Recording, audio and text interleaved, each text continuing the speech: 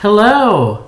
We're going to try this again. This is my third attempt to get a good video for you guys to watch.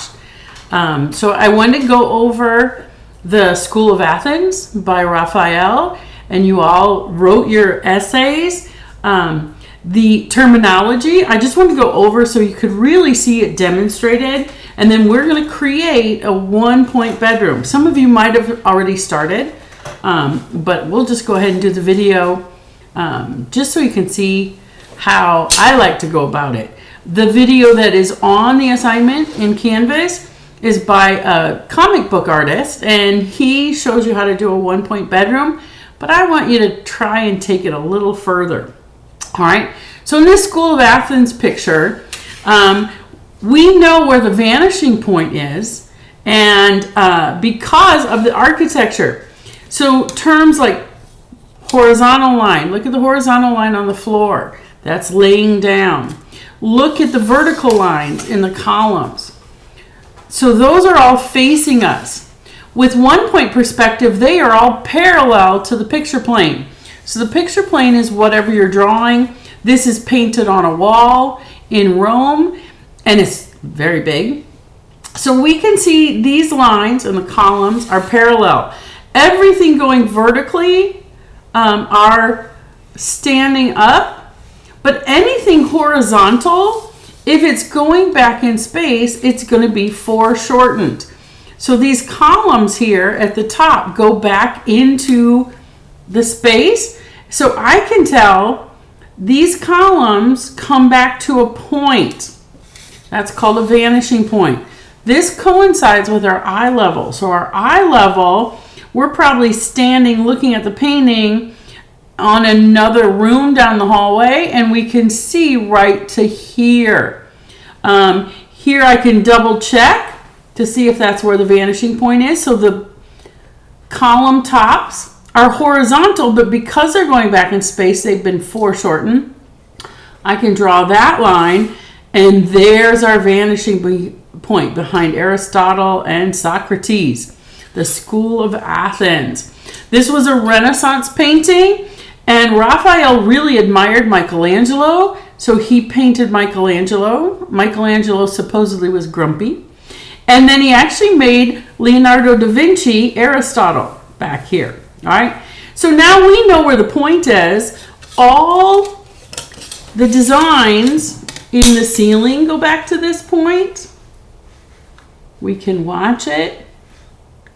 All the lines on the columns go back to that point. Even down here, the tiles go back to that one point.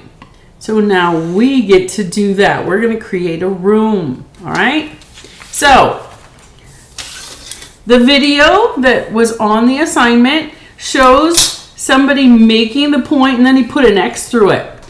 I think it's simpler to make my back wall and then go out from the point. So I'm just giving you another option. Here's a vertical, so that'll be one wall. And another vertical. And I want to give about half the paper for the room. So you don't want your back wall to be so big you don't have room for furniture. Then the top, parallel to the edge of the picture plane. And then the bottom, parallel to the bottom of your picture plane. Now I've got a back wall, okay, in my bedroom. My point can be right in the middle or it can be off to one side. You get to decide, okay? So once I get that point, I have to have my floor come out towards us. So I'm lining up my ruler. I use my pencil to kind of hold it there. I have to slide it till it hits the corner of this rectangle. This rectangle is parallel and vertical and horizontal, and this is a perpendicular line. This is a 90-degree angle. Anything facing us needs to have perpendicular lines. Anything going back in space then is foreshortened to the vanishing point. All right, so we're going to do this one. Slide it to the corner and then draw that. It doesn't have to coincide with the corners of your paper. It really is about going through the corner from the vanishing point. I can already see three-dimensional perspective. There we go. Now I have a floor, I have two walls, a back wall, so three walls, and a ceiling. Now, in your assignment, you need to have three pieces of furniture. They don't have to be set up the way I'm doing it. I'm just going to do it my way, and then you guys get to decide what you want. First thing, I want to start with a bed. Let's see, let me get a Kleenex box. There we go. Gigantic Kleenex box. So this is parallel lines. These are perpendicular. It is facing straight at you. The camera is your eye level. But if it's over here, look how I can see this side of it. Look how this line is no longer parallel to your picture plane. The illusion of it going back in space is called linear perspective. So it looks like it's getting shorter. It's a rectangle. It's still the same, but because it's been turned, it's going back and getting smaller. If you can remember, everything going back in space gets smaller. It'll help you think of what you need to do next. All right? So the front or the side of the bed has to be on the floor, unless you really want a fantasy bedroom and it's flying all over the place. And I don't want it to get too close to my eye level, so I'm going to shorten my bed a little. So I'm making a rectangle that is parallel to my picture plane. All these are vertical and horizontal, perpendicular lines, 90-degree angles. Okay, so this is the side of my bed. Then my bed is going into the room. So now I need all my corners to go to the vanishing point. So I line it up. I know where my bed wants to end, so I don't have to draw it all the way back, or you could do it lightly. So I'll do it lightly so you can see it. Every corner. Now I can't see this corner. That's going to be inside the bed. And just to get rid of that so you're not confused, we'll erase that out. Now I can see this rectangle facing us. I'm going to erase some of the corner of the wall. And now I got to decide how big my bed's going to be. If it's long, like a twin bed, or if it just is a really big room, it's up to you. Okay, so now the back part of the bed has to be parallel to the front part of the bed. Anything horizontal needs to be parallel. And then anything vertical needs to be parallel. So this front part of the bed has to be parallel to the back part of the bed. And now I don't need these guidelines. My goodness, I can see how 3D it looks. All right, so that could be my bed. I can put details on it. Maybe the mattress. Maybe a poofy pillow. Again, my pillow has to go back to the point as well. It's a soft item, so it doesn't have to be drawn with a ruler. But what if I want a bedspread? I want the bedspread to lay under my pillow and go over my bed. I want to put stripes in it. If they're laying on the bed going into the room, the stripes have to go back to that vanishing point. As it gets closer and closer to that vanishing point, the perspective becomes pretty sharp. I mean, this is a very skinny, I don't know if that'd be called a trapezoid, some kind of triangle. But then the front of the stripes have to be parallel to the picture plane, so they're going to bend over the bed. All right? Anything on the walls going back or the floor have to go back to that vanishing point. So let's put an area rug.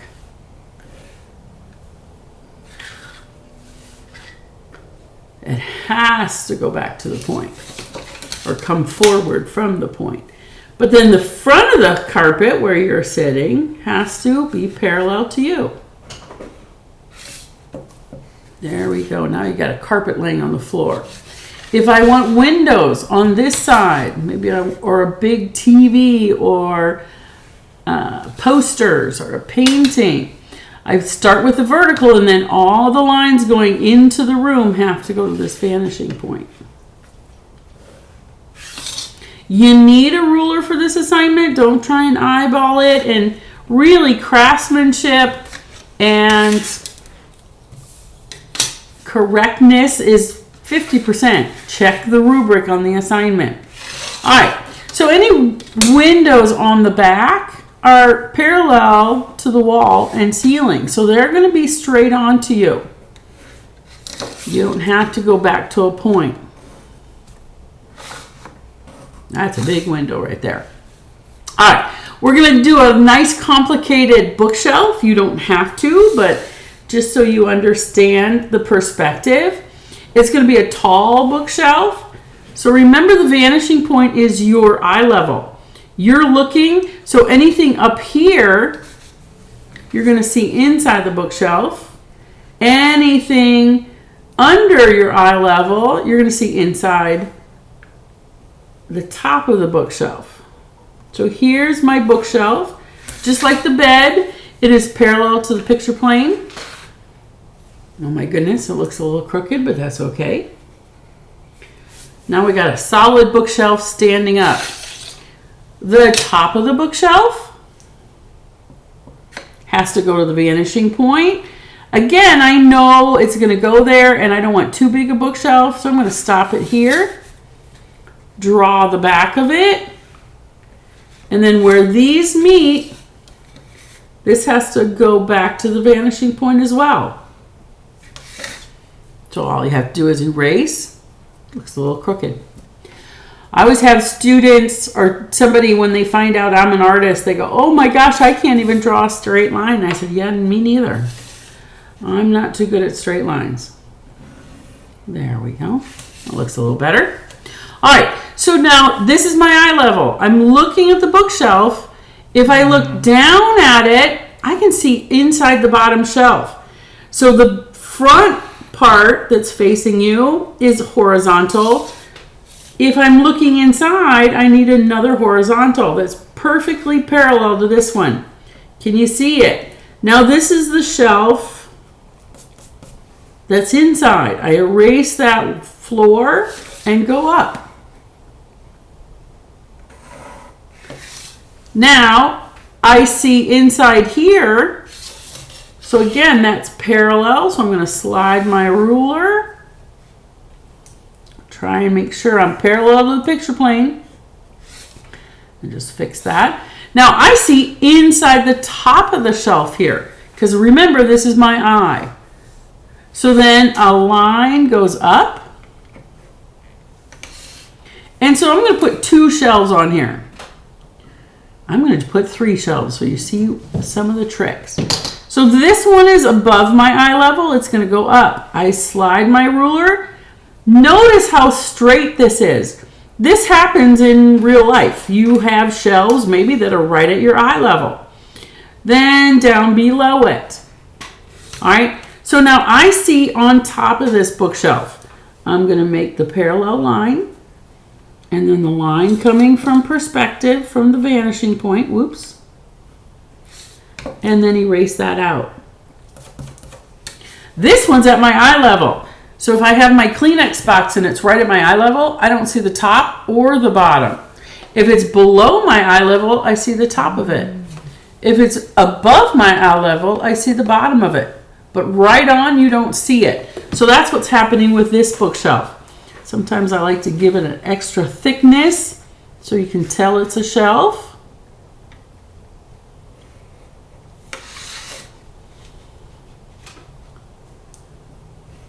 Now here, I'm going to see the bottom, just like I did the bottom of the book, the top of the bookshelf.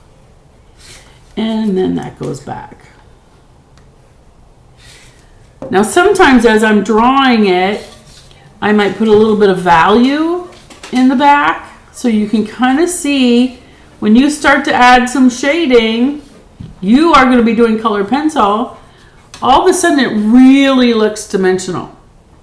Okay, last thing I'm going to show you is a ceiling fan. All these things don't have to be in your drawing. You have to have at least 3 pieces of furniture. So I'm going to put a little table in here, so I'm going to get all my points. I need to make it exact. So I think I'm going to start with the vertical up against the wall. Goes back. Then the front of the table. The front leg. And then they have to line up. So then I've got the legs. Don't need that one anymore. The top of the table. A vertical line. I need to connect my corners. If they're going back into the room, everything has to go back to the point. So then my leg has to fit in that perspective as well. And I don't know if I'd see that leg, maybe a little bit of it. There we go, and there's a table. So I got my 3 pieces of furniture. All right, last one, if you want to try a ceiling fan. A ceiling fan is sort of rounded, and so with a circle, the foreshortening turns into an ellipse. So let's look at the Kleenex box. We have an ellipse already, but if it gets foreshortened, look how little it gets. Again, it's an oval, but then when it goes back in space, it becomes a really small ellipse. So you can figure out how to do that by making a rectangle go back, so it becomes a trapezoid. I put an X in it. This is the center. Notice the center is shorter to the back than the front. So that's going back in space. Then you can use that X as your ceiling fan. So all those blades are getting smaller as they go back in space, and they get bigger as they come out at you. If you want to make a lamp attached to it, it becomes an ellipse.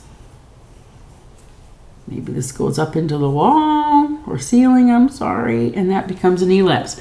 Now you can erase the guidelines and you got a ceiling fan going back in space. Is that crazy? All right, so this is a boring perspective. Remember, look at all the wonderful details Raphael put in there. He put decorations, tiles. Oh my goodness. The Renaissance, when they understood how to do the mathematical proportions and perspective, half the time they were painting things that had religious meaning or philosophy, but really they were showing off that they could do perspective really well. And this is probably the best known one. All right, so your assignment is to create a fantasy bedroom. You get to make it however you want. It's kind of boring. I wish I could have a studio off on one side, and maybe it would open up and I would have a pool inside or stairs going into a secret basement. It's your choice. You can collage in there. If you're in painting and you want to use watercolors, or if you want to do it bigger on a canvas, that would be fine too, and paint it. So I have my example from my on-campus class. And so here's my fantasy. Doesn't everybody want a swimming pool in their bedroom? So I opened up the wall and pushed it back. Here's my vanishing point. And everybody needs a pet tiger. So I actually printed this tiger out. It's glued on there. So I collaged that on with some watered down glue. And then I colored it with colored pencils. It looks like it's a real tiger laying on my bed. And then I was organizing the magazines in class, and one of these was already cut out. I'm like, well, that's just too fun. So now I have this glued in from a magazine. I trimmed it so you wouldn't see the magazine pages. And then I opened up another wall and put a garden out back. So of course that's me swinging through my room. Somebody emailed me and said, can we go crazy and make it like a sci-fi? Absolutely. Creativity is a big part of it. Okay? So I want you guys to have fun. It does have to be colored. So I've just started coloring. Everything has to be colored. There's no more than 20% white. So it could be light walls. I use sort of a creamy yellow. I think I want to do pink and green stripes on my carpet, the wood paneling. I kind of did a cream colored tiles. And then I'm using like 2 kinds of browns. And then when I'm all done, I'm going to use a black pen to outline things. I already started, you can see my pillow is outlined with a black pen. I started outlining a little bit of the tiger because when I cut it out, it looked a little loose and light. So I used that black pen. I have a table, a bed, and I'm missing another piece of furniture. We'll call the pool of furniture. Okay? So I want you guys to have fun with it. If you've already started, maybe this will inspire you to add some more details and really have fun. I used like 3 different kind of blues in here and layered my colored pencil. Another thing you need to show is maybe a light source to show 3D. So I used green colored pencil on the top of the bed where the light's coming in. And then I added a little bit of the opposite of green, which is red. It makes it look a little brownish, which is fine because that's the shadow side of the bed. Then I put the green back over it and it looks pretty much like a value of green, not red and green together. Okay, so you can use that. Looking forward to it. I postponed the due date because of all the technical issues we had last week. So it's due on Monday at midnight. So you got a weekend of coloring or having fun. Upload it by midnight on Monday. I will look at them on Tuesday, and I'm looking forward to it. Have fun, guys. Any questions, just email me. Thanks. Bye.